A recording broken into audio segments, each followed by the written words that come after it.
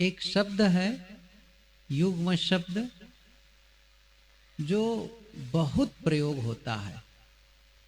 व्यवहार के क्षेत्र में भी इसका प्रयोग ज्यादा होता है, परमार्थ के क्षेत्र में भी, धर्म के क्षेत्र में भी इसका ज्यादा प्रयोग होता है। वो शब्द कौन कौन से हैं?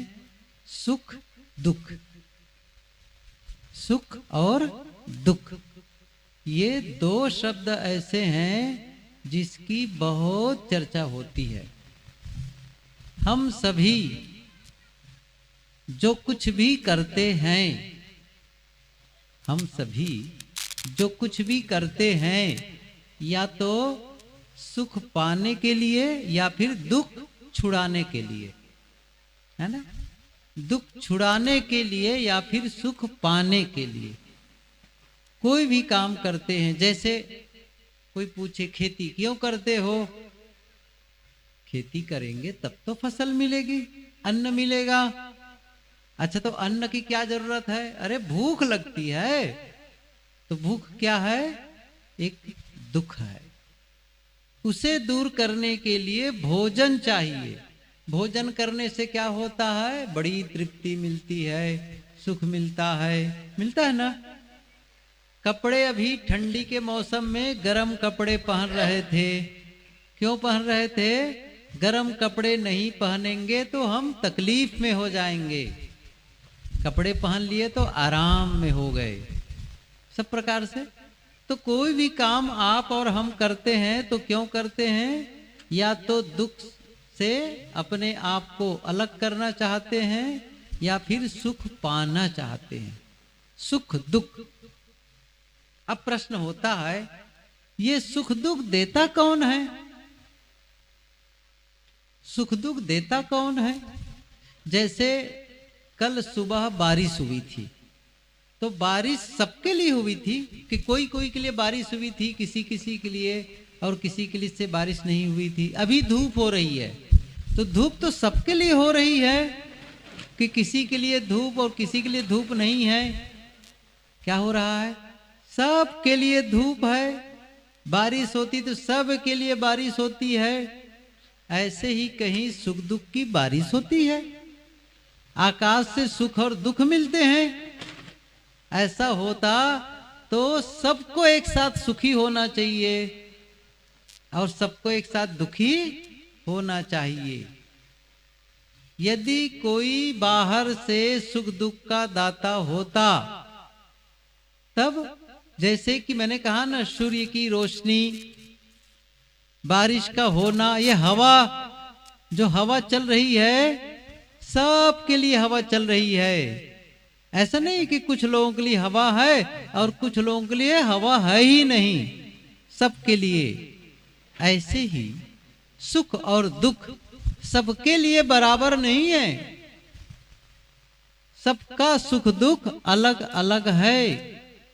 कोई किसी बात के लेकर के सुखी है तो कोई किसी बात को लेकर के दुखी है। एक ही प्रसंग में एक आदमी सुखी है, दूसरा आदमी दुखी है। इसलिए सुख दुख बाहर का नहीं है, एक बात। दूसरी बात यह है, सुख दुख का कोई स्वरूप नहीं है, कोई आकार प्रकार नहीं है। गुरुदेव जी के पास वर्षों पुरानी बात है, दिल्ली के समीप एक बड़ा शहर जहां गुरुदेव जी का सत्संग कार्यक्रम था। लेकिन उस समय गुरुदेव जी प्रवचन में गए नहीं थे, अपने निवास पे थे। तो कुछ लोग मिलने आते हैं, तो वैसी प्रकार से एक दंपत्ति, एक पति पत्नी, जिनकी उम्र 65-70 की रही होगी, वे दोनों मिलने आए गुरुदेव जी के पास और दोनों बैठने लगे।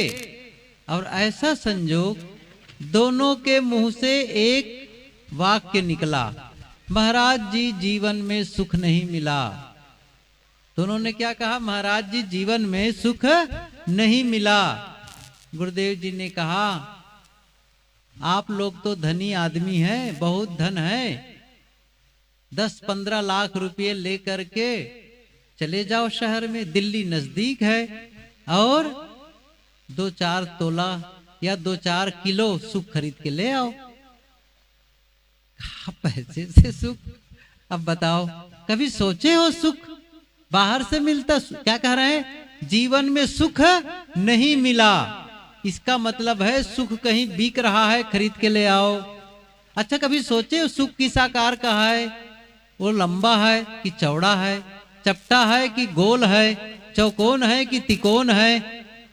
सोचो, बताओ आप लोग। अभी लोग सुख ढूंढ रहे हैं कि नहीं ढूंढ रहे हैं? मुझे सुख मिले, मुझे सुख मिले। कैसे पता चलेगा सुख मिल गया कहा करके?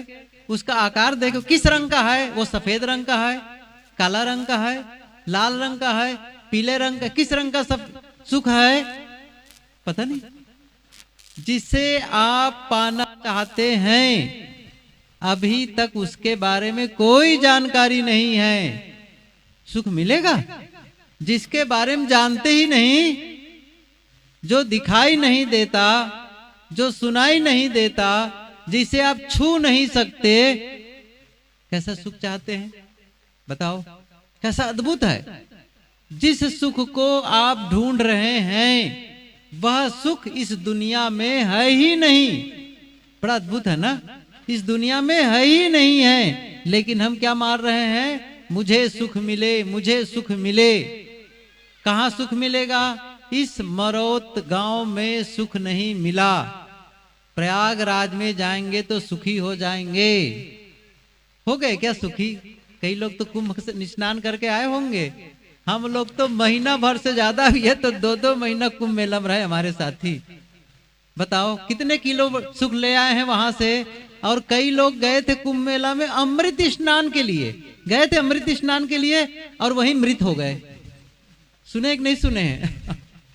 अमृत स्नान के लिए गए और क्या हो गए? वहीं मृत हो गए। कैसे धोखाधड़ी का जीवन है लोगों में।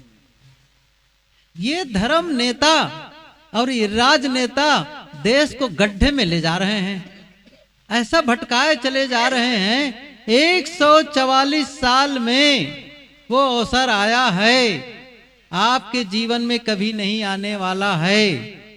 और इस भीड़ ने सोचा कि हमारे जीवन में कभी नहीं आएगा, हमें जाना है उस कुंभ में, हमें मुक्ति लेनी है, हमें अपने पाप को काटना है।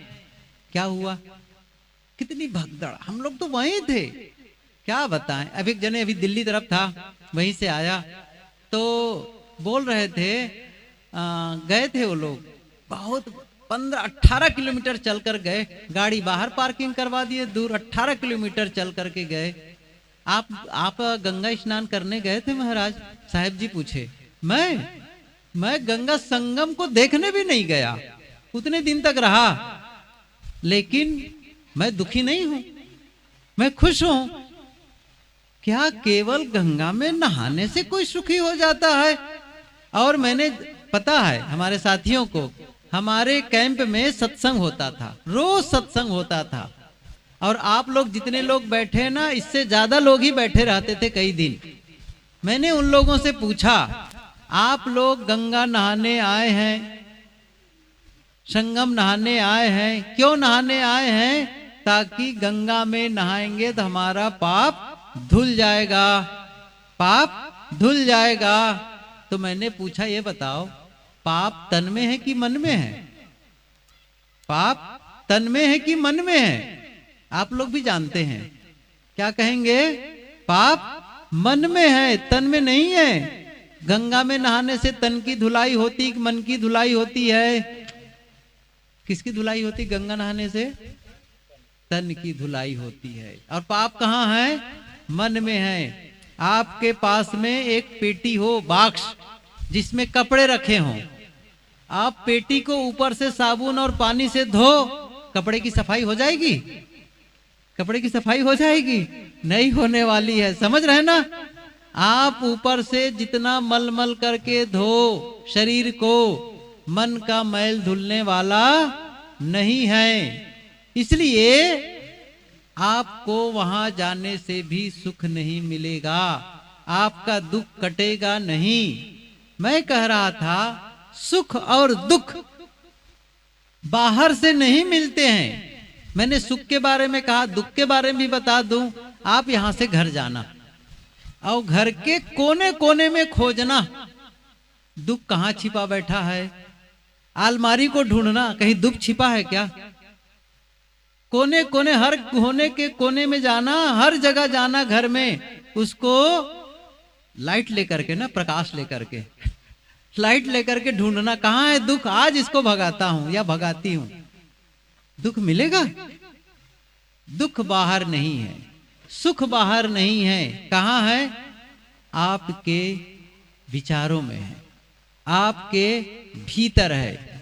आप सोचते वैसे हैं कि दुखी हो जाते हैं, आप सोचते वैसे हैं कि आप सुखी हो जाते हैं।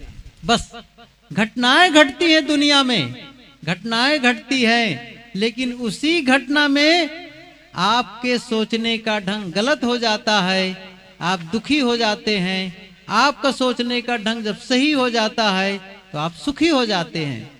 एक बुढ़िया थी, 2 बेटियां थी उसकी, बूढ़ी माता की 2 बेटियां थी, दोनों की शादी हो गई थी। तो एक बेटी की शादी कहाँ हुई थी? जिसके घर में छाता बेचे जाते थे। छाता बनता था, समझ रहे ना, छाता बारिश के मौसम में तो छाता वो बेचते थे, छाता बनाते थे, छाता बेचते थे। ये बड़ा उनका व्यापार था। दूसरी बेटी की शादी हुई थी जो मिट्टी के बर्तन बनाते थे और मिट्टी के बर्तन को पका करके बेचते थे, ये उनका व्यापार था। अब क्या होता था, जब बारिश का मौसम आ जाता था, बारिश हो जाती थी, तो बुढ़िया बहुत रोती थी, बहुत दुखी होती थी।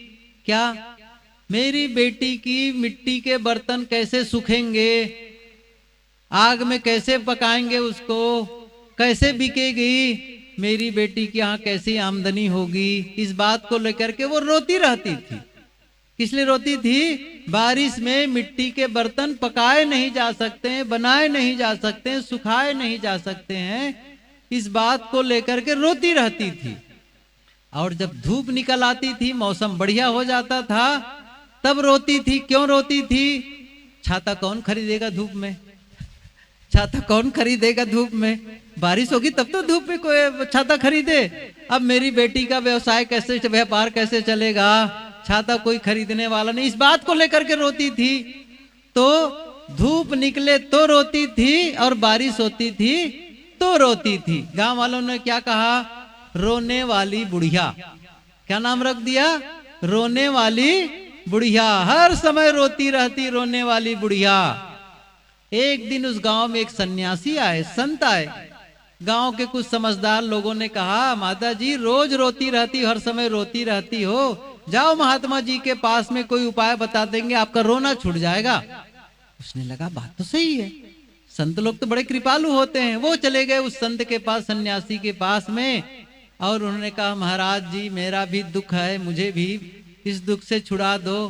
तो क्या बात है माता जी? उसने बताया, मैं धूप होती तो रोती हूँ, बारिश होती तो रोती हूँ। इस बात को सुन करके सन्यासी बहुत हंसते हैं, गजब हो तुम, बहुत हंसते हैं। और फिर उन्होंने क्या कहा? बहुत सरल है इसका उपाय। अरे महाराज बता दो, बहुत सरल है। उन्होंने क्या कहा? एक काम करना, आज से क्या करना, जब धूप निकले तो खूब हंसना। क्या करना? धूप निकले तो खूब हंसना। क्यों हंसना? मिट्टी के बर्तन बढ़िया बनने वाले हैं, खूब सूखने वाले हैं, खूब उसको आग में पकाएंगे और खूब बर्तन बिकने वाले हैं, इसलिए धूप होने पर खूब हंसना। उसने कहा, हाँ बात तो सही है। अब क्या, बारिश होगी तब खूब हंसना। क्यों? अब छाता खूब बिकने वाले हैं। क्या कहना? एक बेटी की छाता खूब बिकने वाला है, इसलिए खूब हंसना। तो क्या करना? धूप निकले तो भी हंसना, बारिश हो तो भी हंसना। ये बात समझ में आ गई। अब उसने क्या किया? जब धूप होती थी तो हंसती रहती थी। क्या होती थी? मिट्टी के बर्तन बहुत बिकने वाले हैं। जब बारिश होती थी तब हंसती थी। अब छाता खूब बिकने वाला है, हर समय हंसती रहती थी। गांव वालों ने अब कहना क्या शुरू कर दिया? हंसने वाली बुढ़िया। पहले क्या बोले थे? समझ गए? पहले क्या बोले थे? रोने वाली बुढ़िया, अब क्या बोल रहे हैं? हंसने वाली बुढ़िया। अच्छा क्या बदला? क्या बदला बताओ? व्यापार बदला? व्यापार तो नहीं बदला। अच्छा धूप और गर्मी बारिश खत्म हो गई, क्या बदला? उसका सोचने का तरीका बदल गया। समझ गए ना? पहले किसको? वो दुख वाले रास्ते को देख रही थी, जिससे दुख मिले उसी के बारे में सोचती रहती थी और दुखी रहती थी। अब क्या हो गया? नहीं आ रहा है समझ में? पीछे वालों को समझ में आ रहा है कि नहीं आ रहा है? माताओं को नहीं आ रहा है, मैं बोलना ही बंद कर दूंगा। समझ गए? काहे के झंझट करने का है? आप लोगों के लिए हम लोग दूर दूर से आए हैं, एक बात समझ में नहीं आ रही, झंझट खत्म। ये खर्चा वर्चा क्यों? मतलब उनका सोचने का वो जो जहां पर दुख मिले उन्हीं बातों को सोच रही थी, लेकिन वहां पर सुख मिले यह भी रास्ता था। एक रास्ता था जिससे उसको सुख मिल सकता था। मैं कह रहा हूं सुख और दुख कहीं बाहर से नहीं मिलते। किससे मिलते हैं? हमारे ही कर्मों का परिणाम आता है। ये बात ध्यान दो। क्या कहा? हमारे ही कर्मों का फल हमें मिलता है, सुख के रूप में, दुख के रूप में। तो क्या करना पड़ेगा? हमें अपने कर्मों को सुधारना पड़ेगा। जिस दिन हम अपने कर्मों को सुधारेंगे, क्या होने लग जाएगा? हमें अच्छे कर्म करते हैं तो हमें सुख मिलता है, बुरे कर्म करते हैं तो हमें दुख मिलता है। ये नियम है। ये नियम किसी का बनाया नहीं है, ये नियम कुदरत का बनाया है, ये शाश्वत है। सदगुरु कबीर की एक पंक्ति याद है आप लोगों को? नहीं याद है तो आज याद कर लो। सब लोग सुनो कान खोल के, आंखें भले बंद कर दो, कान तो खोल के रखो। कुछ लोग के आंखें भी बंद है, उनकी बात छोड़ दो। समझ रहे ना? जो सोते हैं उनकी चिंता मत करो, जो जाग रहे हैं उनकी चिंता करो। क्या कहा? कबीर साहब की पंक्ति है, साखी है, कबीर कमाई आपनी निष्फल कभी न जाए, बोया पेड़ बबूल का आम कहां से। नहीं है याद? एक बार फिर से सब लोग दोहराओ। कबीर कमाई आपनी, बोलो सब लोग, तब जाग जाएंगे ना सब लोग। कबीर कमाई आपनी, कबीर कमाई आपनी निष्फल कभी न जाए, निष्फल कभी न जाए, बोया पेड़ बबूल का आम कहां से। इसका मतलब है कांटे का बीज बो करके आप आम नहीं खा सकते। नियम समझ रहे हैं ना? अब क्या कहना चाहते हैं? आपकी कमाई, आपकी कमाई, वो कमाई कहां से होती है? तीन है उसके रास्ते। आपका करना इंद्रियों से, आपका बोलना वाणी से, और आपका सोचना मन से। मन से सोचते हो, वाणी से बोलते हो, इंद्रियों से कार्य करते हुए। गोस्वामी तुलसीदास जी ने भी कहा है। क्या कहा है? तुलसी यह तन खेत है। उन्होंने क्षेत्र कहा, क्षेत्र ही शायद शुद्ध है, साफ है, लेकिन आपकी भाषा मैं कह रहा हूं, सरल भाषा जिसको समझ लो। तुलसी यह तन खेत है, मन वच कर्म किसान, पाप पुण्य दो बीज है, बोवे सो लुए निदान। बहुत ध्यान से सुनना, बहुत काम की बात है ये, बहुत काम की। मैं कथा कहानी नहीं सुना रहा हूं, जीवन का पाठ बता रहा हूं मैं आपके, जो जीवन में उपयोगी है। इसको सुनोगे तो जीवन बदलेगा, और जब जीवन बदलेगा तब आपका जीवन सुखमय हो सकता है। इसलिए ये पंक्ति याद करो। गोस्वामी तुलसीदास जी ने कहा है, तुलसी यह तन खेत है। ये हमारा तन क्या है? खेत है। इसमें किसान कौन है? मन वच कर्म किसान, अर्थात मन से सोचना, वाणी से बोलना और इंद्रियों से काम करना, ये किसानी करना है। बीज क्या है? पाप पुण्य दो बीज है। दो बीज है, पाप या पुण्य। बोवे सो लुए निदान। जो आप बोगे वही आप काटोगे, ये नियम है। इसका मतलब है यदि आप गलत करते हो, चोरी करते हो, हिंसा करते हो, व्यभिचार करते हो, नशा करते हो, ये क्या है? ये क्या है? यह है पाप। दूसरों को तकलीफ मिले यह काम जब करते हो तो क्या है? ये पाप का बीज है। और जब बोलते हो तो दूसरों को तकलीफ होती आपके शब्दों से, इसका मतलब है पाप का बीज बो रहे हो। और सोचते हो, दूसरों के विषय में गलत सोचते हो, बुरा सोचते, उनका नुकसान हो, उनके घर आग लगे, उनका एक्सीडेंट हो जाए, उनकी नौकरी छूट जाए, ऐसा मन में आता है ना? वो बीमार हो जाए, वो मर जाए, जब ये मन में आता है ये पाप का बीज है। समझ लो, पाप का बीज बो रहे हो। और वो बीज आपके जीवन में फसल के रूप में आने वाला है। इसलिए क्या करना है? इसको बदलना है। पाप पुण्य दो बीज है। गलत सोच करके, गलत बोल करके, गलत करके हम पाप का बीज बोते हैं। इसका उल्टा क्या है? जब आप सही करते हैं जिससे आपका भी भला होता है, दूसरों का भी भला होता है। सही बोलते हैं, दूसरों, अपने लिए भी अच्छा होता है, दूसरों के लिए। कटु बोल करके किसका फायदा होता है?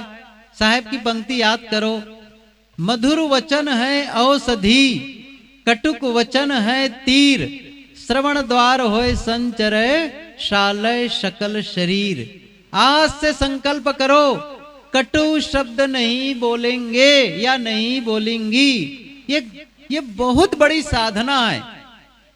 मंदिर में जाकर के पूजा करना धर्म नहीं है, मीठा बोलना धर्म है। समझ लो, सत्य बोलना धर्म है। धर्म न दूसर सत्य समाना, एक गोस्वामी जी ने कहा है। परम धर्म श्रुति विदित अहिंसा, ये धर्म है। किसने कहा है कि पूजा करना धर्म है, पाठ करना धर्म है, माला जपना धर्म है? किस शास्त्र में लिखा है जरा बताओ? किसी नदी में नहाना धर्म है? किसने बताया है? धर्म है सत्य के पथ पर चलना, ये धर्म है। अहिंसा के पथ पर चलना, क्षमा के पथ पर चलना, करुणा के पथ पर चलना, ये धर्म के पथ पर चलना है। दूसरों को तकलीफ दे करके, दूसरे के रास्ते में गड्ढा खोद करके, दूसरों के लिए कांटा बिछा करके आपको फूल वाला रास्ता मिलने वाला नहीं है, ये पाप है। पुण्य करना क्या है? जब आप सही करते हैं, दूसरों का भला करते हैं। इसलिए शब्दों को संभालो, गलत शब्द मत बोलो, कटु शब्द मत बोलो, दूसरों को तकलीफ दो। साधु का कपड़ा पहनना सरल है, मेरी बात सुनो ध्यान से। साधु का कपड़ा पहनना सरल है, लेकिन जबान को संभालना बहुत कठिन है। साहब ने कहा है, कबीर साहब जी ने, साधु भया तो क्या भया, बोले ना ही विचार, हते पराई आत्मा जीभ बांध तलवार। साधु हो गए तो कौन बड़ी बात हो गई, कपड़ा बदल लिए साधु हो गए। लेकिन अभी तो जीभ में तलवार बांध करके, देखो हाथ में तलवार लोग लेते हैं, लेकिन साहब का कहने का ढंग क्या है? आप ऐसे शब्दों का प्रयोग करते हो जिससे दूसरों को तकलीफ हो, ये हिंसा है, ये हिंसा है। शब्दों से हिंसा करना बंद कर दें, शरीर से हिंसा करना बंद कर दें, अपने विचारों से हिंसा करना बंद कर दें, तभी धर्म के पथ पर चलना होगा।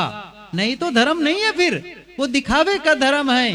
कोई तिलक लगा लिया, कोई मंत्र जप लिया, कोई उपासना कर ली, वो धर्म वो दिखावा है। असली धर्म है जब भीतर में पवित्रता बढ़े, भीतर में निर्मलता बढ़े, दूसरों का भला के लिए सोचो, ये धर्म है। तो मैं कह रहा था, पाप पुण्य दो बीज है, बोवे सो लुए निदान।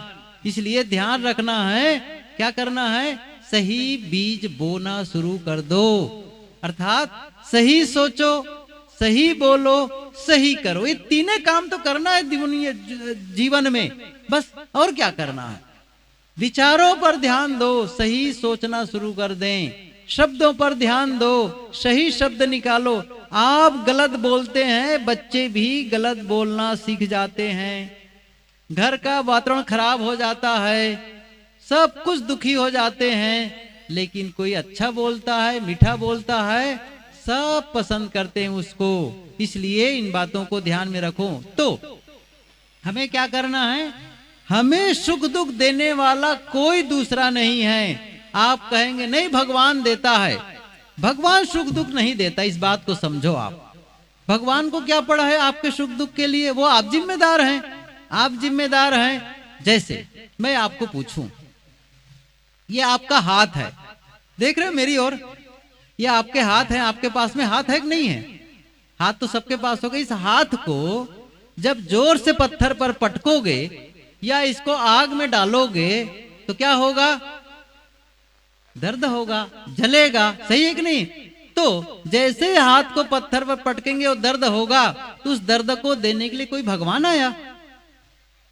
अपने आप हुआ कि नहीं हुआ? अपने आप।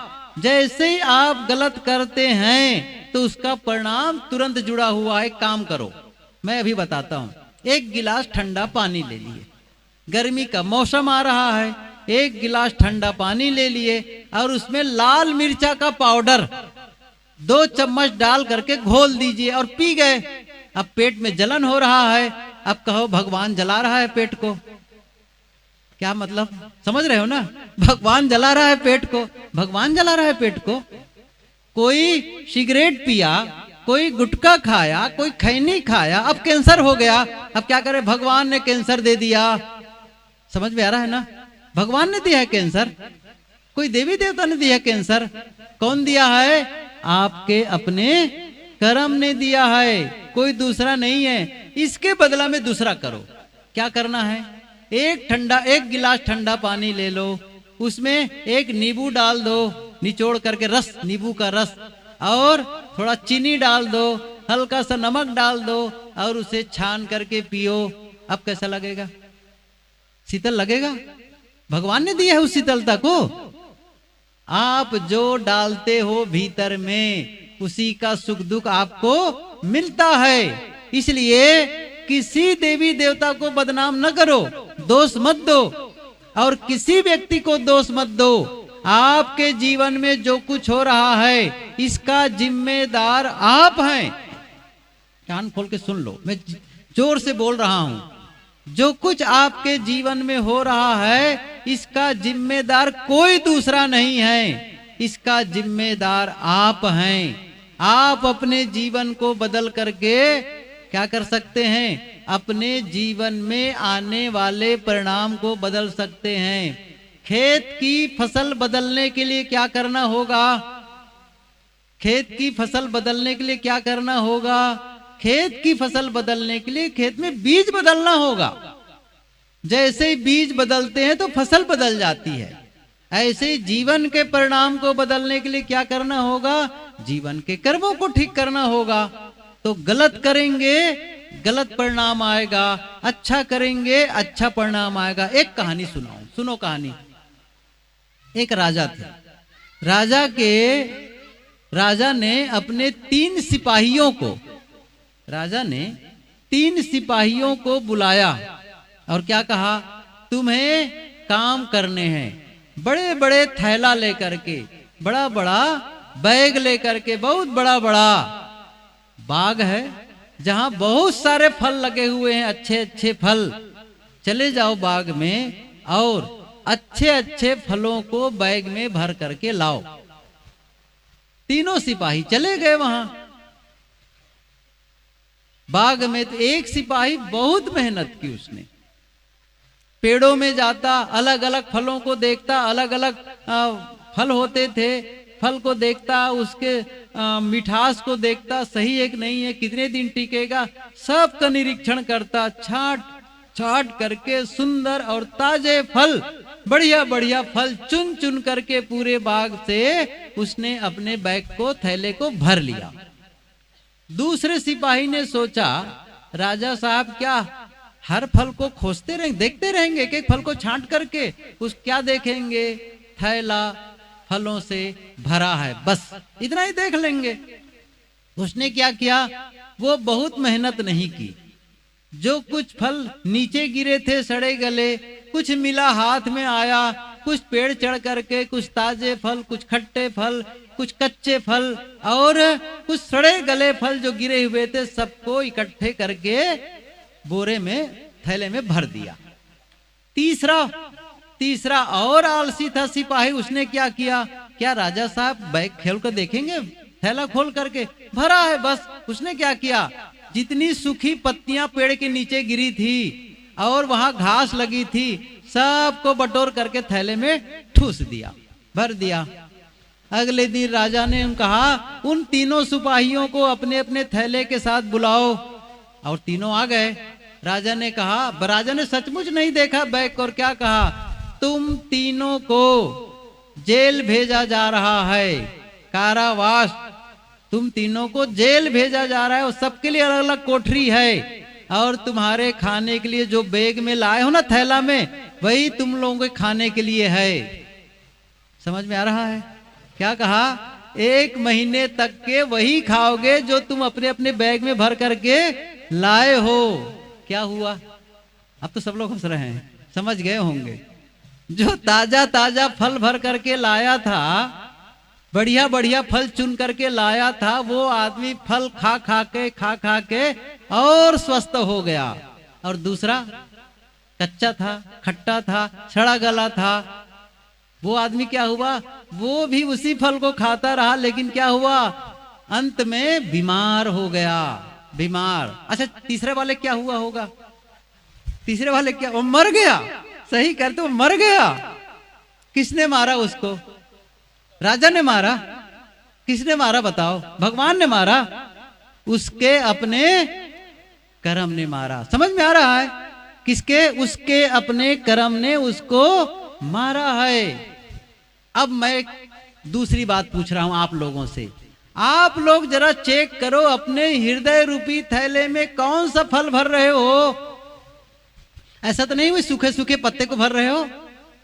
हाँ, क्या भर रहे हो बताओ? अभी अवसर है, अभी अवसर है। अवसर क्या है, यदि गलत चीज हमने डाल लिया है, क्या करना है, उसे हटा करके अच्छी चीजों को हम इकट्ठा कर सकते हैं। कर सकते हैं, क्या कर सकते हैं, अच्छी चीजों को जो आप करते हैं उसके संस्कार अंदर टिक जाते हैं। चोरी करने वाले के संस्कार टिक जाता है, मैंने चोरी की। दान करने वाले के भी संस्कार टिक जाते हैं, मैंने दान किया। हिंसा करने वाले के भी अंदर में संस्कार टिक जाते हैं। समझ रहे हैं ना? और किसी के प्राण बचाने वाले को, कोई आदमी तड़फ रहा है, उठा करके अस्पताल ले जा करके उसकी चिकित्सा करवा दिया, वो भीतर रुक गया। भले वो अस्पताल से निकल गया, लेकिन वो भाव कि मैंने किसी का सहयोग किया, ये बजरंग। और किसी की मैंने हत्या की, वो भूले नहीं भुलाए, वो भीतर रहेंगे और वो आपको तकलीफ देते हैं। किसी को छल कपट करते हैं, वो आपको तकलीफ देते हैं। ये हमेशा ध्यान रखो, जब तक आप अपना नुकसान नहीं करते तब तक आप दूसरों का नुकसान नहीं कर सकते। इसलिए दूसरों को क्या दे रहे हो, इसको ध्यान में रखो। वो पहले आपके भीतर आता है। दुख देते हो तो आप दुख पैदा करते हो भीतर में। गाली निकालने के लिए आपको भीतर गाली पैदा करनी होती है। उस गाली को जीते हो अंदर में, उस कड़वाहट को, उस गंदगी को पहले आप जीते हो, तब दूसरों को आप देते हो। क्यों अपना नुकसान कर रहे हैं? कोई दूसरा दोष देने वाला, कोई दूसरा आपका गलत फल दुख देने वाला नहीं है। काहू न कोई सुख दुख कर दाता, निज कृत कर्म भोग सुन भ्राता। ये गोस्वामी जी ने भी कहा, कबीर साहब ने तो कहा ही है। कबीर साहब जी गोस्वामी जी के पहले हो चुके। उन्होंने कहा है, आपन कर्म न मेटो जाई, कर्म का लिखा मिटाए दो कैसे जो युग कोटि सिराई। कितने साल बीत जाएंगे, लेकिन आपको अपने कर्मों का फल भोगना पड़ेगा। और इन गलत कर्मों को काटने के लिए किसी देवी देवता के पास गए, किसी मंदिर में जाओ और किसी संत के पास जाओ, मेरे से गलती हो गई, पाप हो गया है, मैं इतनी दक्षिणा दे रहा हूं, इतने फल मिठाई चढ़ा रहा हूं, मेरा पाप काट दो। कटेगा? पूछता हूं मैं, कटेगा कि नहीं कटेगा? मैं कहानी सुनाऊं तो पता चल जाएगा कैसे वो पाप कटते हैं कि नहीं कटते हैं। एक आदमी था, अपने घर में उसने मंदिर बनवाया था, छोटा सा ऐसा मंदिर होता है नहीं घर में बना करके, और मंदिर जिसका घर नहीं होता तो वो जो ताखा होता है ना, उसी में अपना तमाम चित्र रख देते हैं, मूर्तियों को रख देते हैं रोज आरती वंदन करने के लिए। तो वो जो घर के पति पत्नी थे, दोनों ने क्या किया, हाथ जोड़े, रोज प्रार्थना करते थे, भगवान से कुछ मांगते थे, रोज पूजा करते थे। छोटा सा बच्चा था उनका। छोटे बच्चे ने एक दिन कहा, मम्मी भगवान की पूजा क्यों करती हो? मान लो आपके बच्चा पूछे तो क्या कहोगे? भगवान की पूजा क्यों करती हो?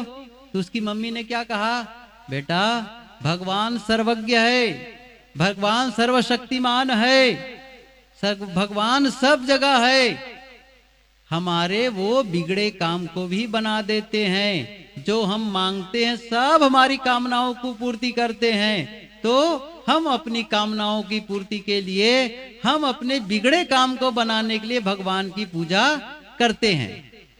तो बच्चे ने कहा, अच्छा ये बात है। अगले दिन से छोटा बच्चा भी भगवान के सामने हाथ जोड़ने लगा। क्या करने लगा? हाथ जोड़ करके प्रार्थना करने लगा। क्या कहा? रोज प्रार्थना करता रहा, और प्रार्थना करते करते अंदर अंदर में कुछ बड़बड़, कुछ न कुछ मंत्रोच्चार करता था अंदर अंदर में। एक दिन उसकी मम्मी ने पूछा, बेटा तुम किसके भगवान की पूजा क्यों करते हो, और तुम क्या अंदर अंदर मंत्र जपते हो? उसने कहा, मम्मी आप ही ने तो कहा था कि भगवान हमारे बिगड़े काम को बना देते हैं। हाँ बना देते हैं।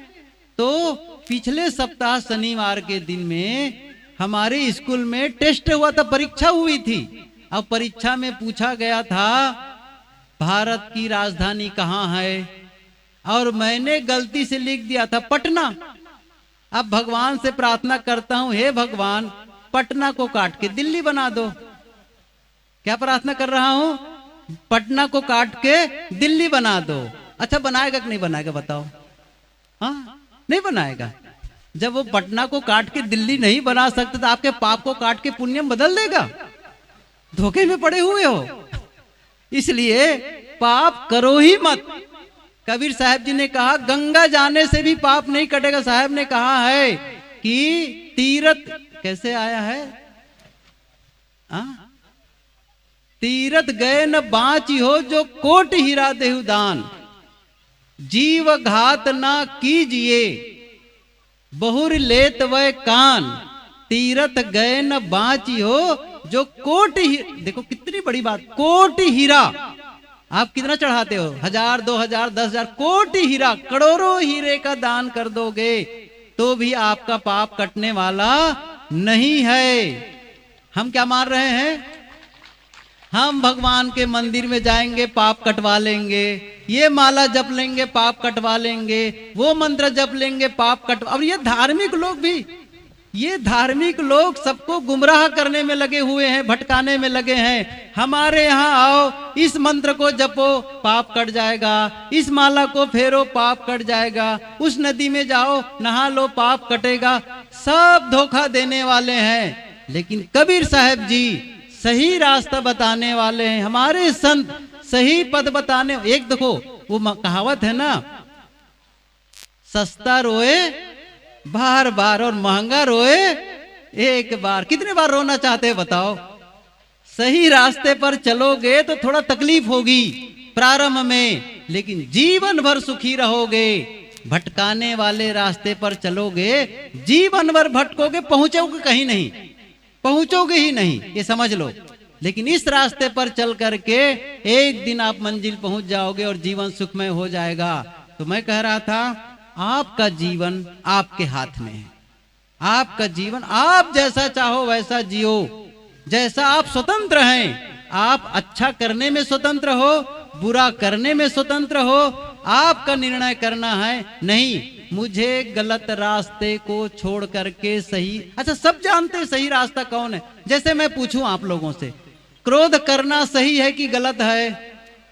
सब समझ रहे हैं सही है। अच्छा, मीठा बोलना सही है कि गलत है? सब समझ रहे हैं सही है ना। किसी को थप्पड़ मारना अच्छा है कि गलत है? समझ रहे हैं ना। और किसी को हाथ जोड़ना, प्रणाम करना, समझ रहे हैं ना। बस जिसको जानते हो सही है। अच्छा, इसका एक सरल उपाय बताता हूं मैं। हेलो, जैसा आप दूसरों के साथ करते हो, ख्याल करो इस चीज को, जैसा आप दूसरे के साथ करते हो या करना चाहते हो, दूसरों के साथ करना चाहते हो, कल्पना करो वही कोई दूसरा आपके साथ करे, आपको कैसा लगेगा? बस इतना ही समझ लो। जो मैं दूसरे के साथ करने जा रहा हूं या मैं करता हूं, यदि यही व्यवहार, वही शब्द मेरे साथ कोई करे तो मुझे कैसा लगेगा? यदि लगता है कि ये गलत होगा, अच्छा नहीं लगेगा, मत करो बस। और आपको लगता है मेरे साथ कोई ऐसा करे तो मुझे अच्छा लगेगा, मेरा सम्मान करे मुझे अच्छा लगता है, कर दो दूसरों का सम्मान। मेरा अपमान करे कोई, मुझे अच्छा नहीं लगता है, मत करो अपमान। ये गणित है जीवन का। इस बात को बताने के लिए बुद्ध आए, आप बताने के लिए कबीर ही आए, कोई जरूरी नहीं है। आपका जीवन आप खुद समझ रहे हैं, लेकिन समस्या क्या है? जानबूझ करके आप गलत करते हैं, उसी को बंद करना है। कबीर साहब जी ने कहा है, जानबूझ जो कपट करत है तेही असमंद न कोई, कहीं कबीर तेही मूढ़ को भला कौन विधि होई। जो जानबूझ करके कपट करता है, जान करके भी अनजान बनता है, उसका भला होने वाला नहीं है। जो सही पथ मिले लगे ये गलत रास्ता है, छोड़ दो, ये सही रास्ता है, चल पड़ो। थोड़ी सी परेशानी होगी, थोड़ी तकलीफ होगी, थोड़ी तपस्या करने की जरूरत है, लेकिन उस तपस्या का परिणाम जीवन में अच्छा होगा, सुख होगा, आनंद होगा। जो सुख हम चाहते हैं वो सुखी हम हो जाएंगे, जिस दुख को भगाना चाहते हैं उस दुख से हम मुक्त हो जाएंगे। काफी बातें हुई, शाम का फिर से सत्र है, फिर से बैठना है और फिर से चर्चा करने वाले हैं। मैं शाम को क्या बोलूंगा अभी बता देता हूं। बताऊं? आपस के रिश्ते मधुर कैसे बने, पति पत्नी का, सास बहू का, भाई भाई का, आपस के रिश्तों में मधुरता कैसे आए, आपस का प्रेम कैसे बढ़े, इसी विषय पर मैं कुछ बोलने वाला हूं। लेकिन शाम के टाइम ये माइक मत देना, बीच बीच कटअप हो रहा है, समझ रहे हैं ना।